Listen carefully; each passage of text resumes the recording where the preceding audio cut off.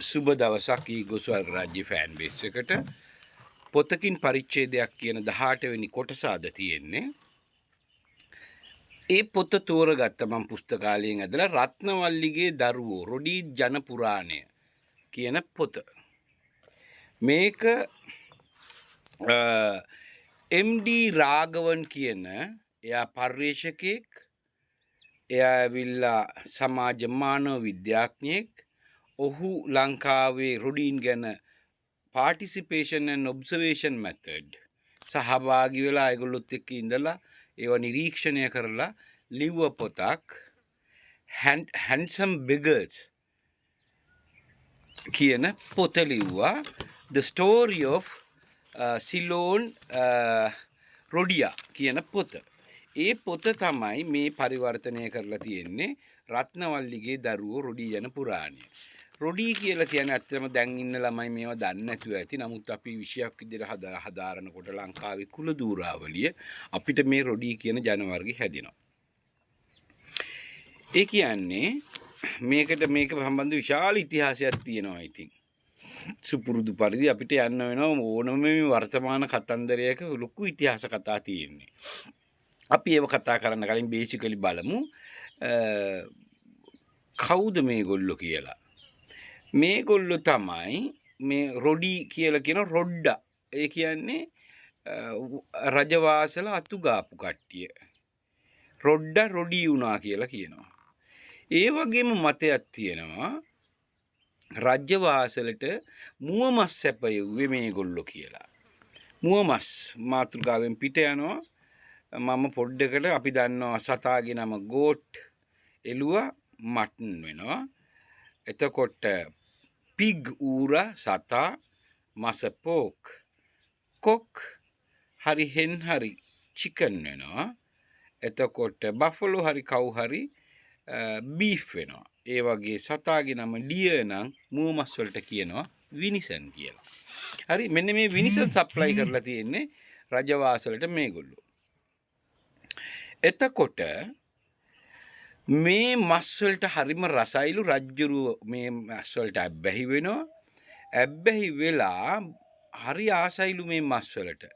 පස්සේ මේ රජ්ජුරුව ළඟ හිටියා ඇම්බිට්ටයා කියලා චරිතයක්. ඔය අපි දැන් ඔය කියන ඇම්බිට්ටයෝයි කියලා. මෙන්න මේ ඇම්බිට්ටයාට ආරංචි දැනගෙන තියෙනවා මේ මුව මස් නෙමෙයි මිනි මස් කියලා. මේක රජ්ජුරුවන්ට කියනවා මෙන්න රජතුමනි මෙන්න ඔබ කාලා තියෙන්නේ මිනි මස්, මේ සප්ලයි මස් වැද්දෝ දීලා තියෙන්නේ මුව මස් නෙමෙයි කියලා.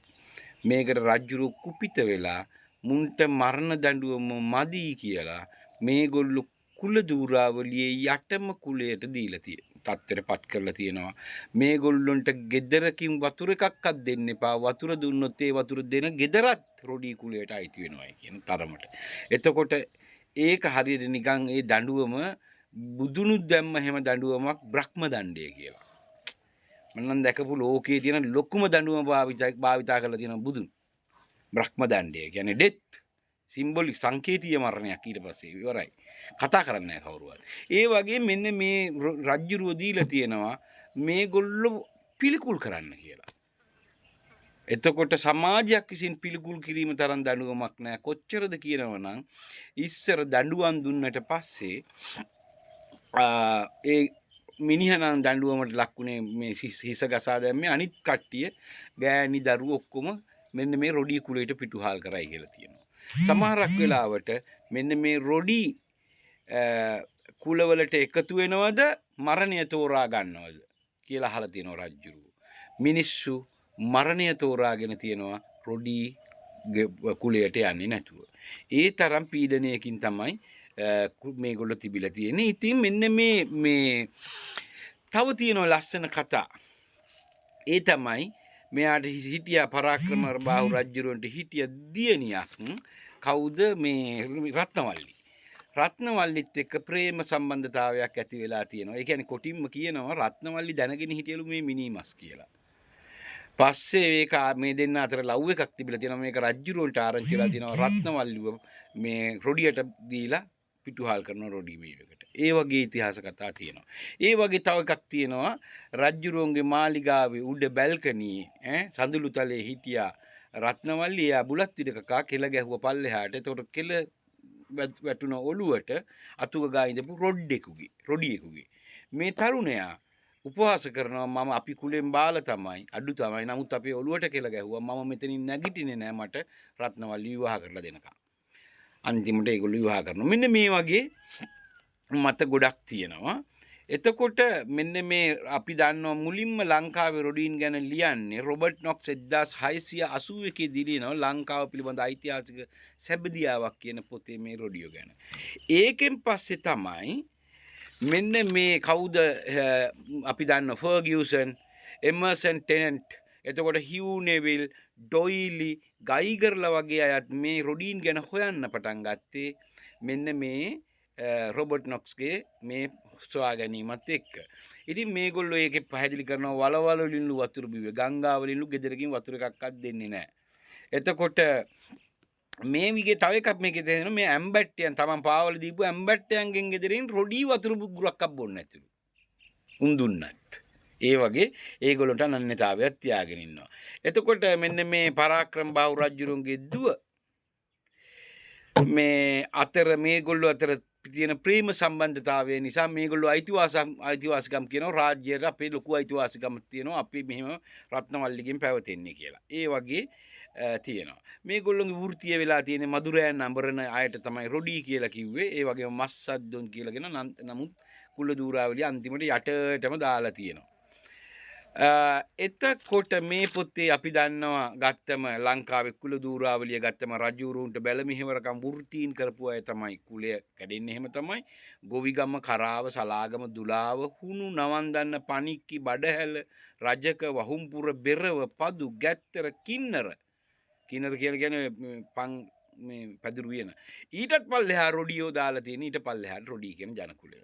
එතකොට 1951 වෙන විට රාගවන්ගේ දත්ත වාර්තානුව ලංකාවේ මධ්‍යම පළාත 350යි, උතුරු මැද පළාත 490යි, සබරගමුව 1150යි, ඌව 1000යි,